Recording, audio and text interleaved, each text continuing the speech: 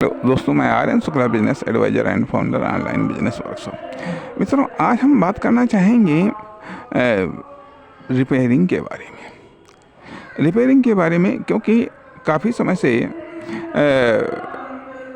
हमको भी लगा कि हम इस बारे में चर्चा कर रहे हैं कि हाँ, बिजनेस की स्टार्टिंग को लेकर के, और शायद हमको आफ्टर बिजनेस के बारे में भी कुछ चर्चा करनी चाहिए। आफ्टर बिजनेस के बारे में जब हम चर्चा करते हैं तो पहली बात तो यह है कि जब तक आपका बिजनेस ठीक चल रहा है, जब तक आपका बिजनेस ठीक चल रहा है तब तक कोई दिक्कत वाली बात नहीं है। ठीक है, तब तक आप भी उसको चला रहे हैं, कोई प्रॉब्लम नहीं। प्रॉब्लम तब आती है जब प्रॉब्लम आती है। प्रॉब्लम तब आती है जब प्रॉब्लम आती है।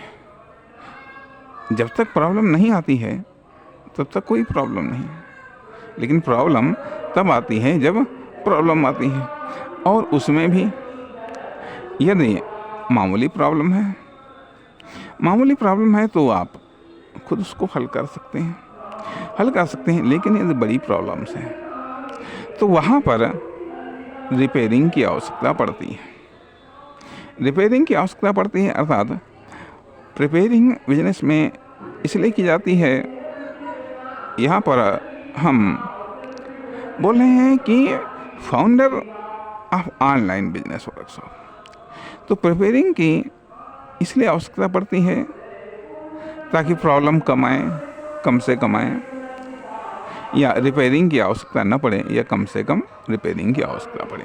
ठीक है, और रिपेयरिंग की आवश्यकता इसलिए पड़ती है क्योंकि जब कोई भी चीज़, भले बिजनेस हो, वह जब वर्क करता है तो कुछ घिसना होता है, कुछ क्षरण होता है, कुछ ख़त्म होता है, कुछ कम होता है, कुछ टूट फूट होती हैं, कुछ अदर्स इफ़ेक्ट होते हैं, जिनके कारण कुछ दिक्कतें पैदा होती हैं, कुछ बाधाएं आती हैं, कुछ समस्याएं पैदा होती हैं। तो उसके लिए रिपेयरिंग की आवश्यकता होती है। ठीक है, रिपेयरिंग की आवश्यकता होती है, लेकिन क्या रिपेयरिंग से ही तो काम नहीं चलता है? रिपेयरिंग भी होता है, ट्रीटमेंट भी होता है, और सर्जरी भी होती है। और कभी कभी ऐसा भी होता है, डेड भी घोषित कर दिया जाता है।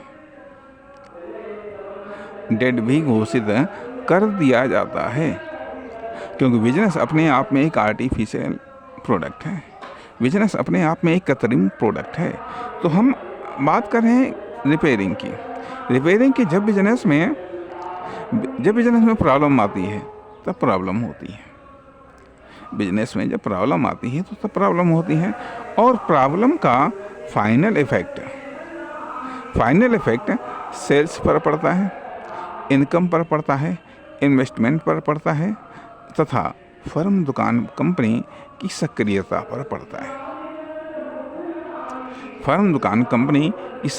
पर पड़ता है। ये 4 मुख्य इफेक्ट हैं।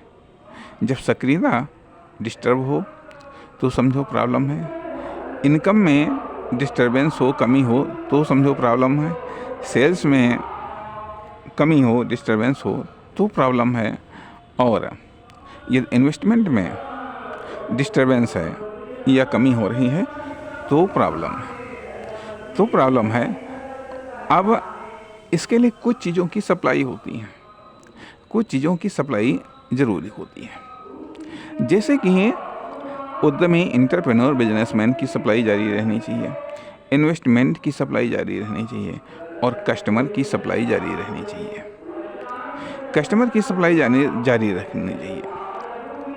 तो कस्टमर की सप्लाई जब जारी रहेगी तो सेल्स होती रहेगी, इनकम होती रहेगी। इन्वेस्टमेंट की सप्लाई जारी रहनी चाहिए। तो उससे क्या होगा? उससे ये होगा कि बिजनेस को ग्रो करने के लिए जो कैपिटल की आवश्यकता है उसकी सप्लाई जारी रहेगी। बिजनेस ग्रो करता रहेगा, अर्थात बढ़ता रहेगा। यदि बिजनेसमैन या एंटरप्रेन्योर की सप्लाई जारी रही तो उससे बिजनेस को एक नई दिशा मिलती है, साथ ही साथ उसको स्कोप मिलता है, उसको स्पेस भी मिलता है, स्कोप भी मिलता है।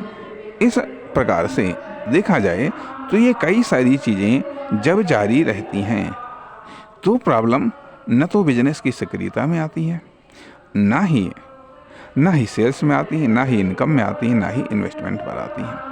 अब ये जो तीन चीज़ें हैं मुख्य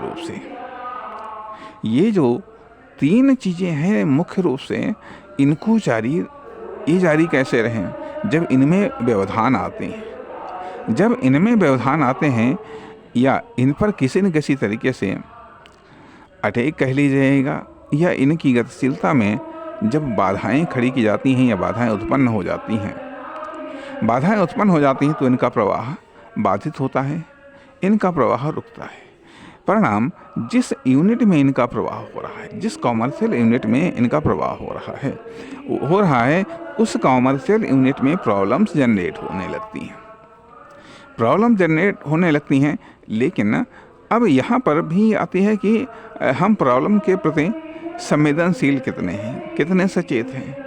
यदि हम संवेदनशील और सचेत कम हैं तो प्रॉब्लम्स जब बढ़ जाती हैं, या ये कह लीजिएगा जब पानी सिर के ऊपर बहने का प्रयास करने लगता है तब हम सोचते हैं कि अब यह प्रॉब्लम है, तब तक चलता है चलने दो, और तब कभी कभी ऐसा भी होता है कि प्रॉब्लम लाइलाज हो जाती है, या यह प्रॉब्लम का इलाज करवाना खुद अपने आप में एक प्रॉब्लम बन जाता है। प्रॉब्लम का इलाज करवाना खुद अपने आप में एक प्रॉब्लम बन जाता है, तो अर्थात इलाज भी प्रॉब्लम है और प्रॉब्लम तो प्रॉब्लम है ही।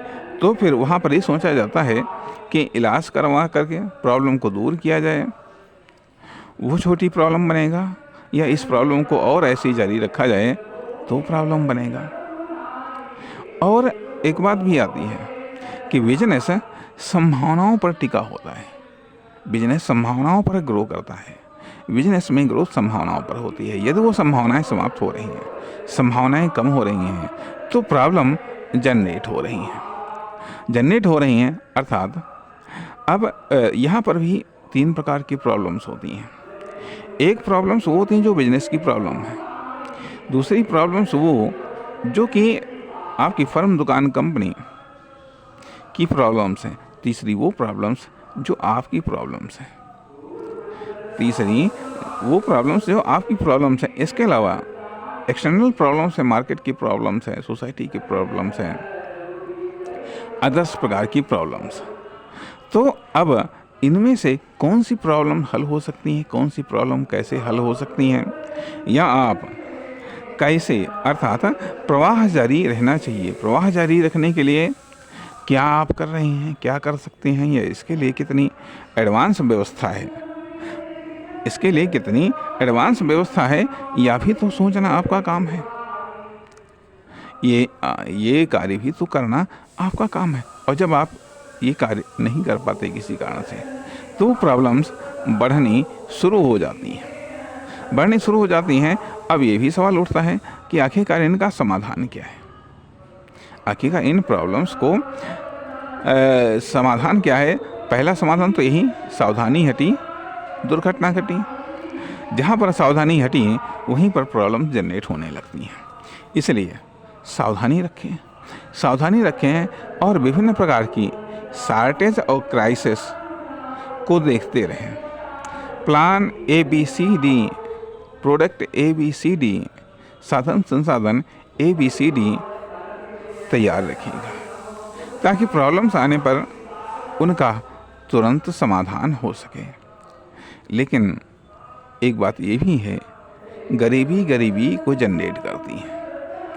एक प्रॉब्लम्स दूसरी प्रॉब्लम्स को जनरेट करती है। यदि गरीबी है, व्यावसायिक गरीबी है, तो स्वाभाविक बात है कि आप उन प्रॉब्लम्स के लिए क्या व्यवस्था कर पाएंगे, कैसे व्यवस्था कर पाएंगे, यह भी सोचना एक काम है।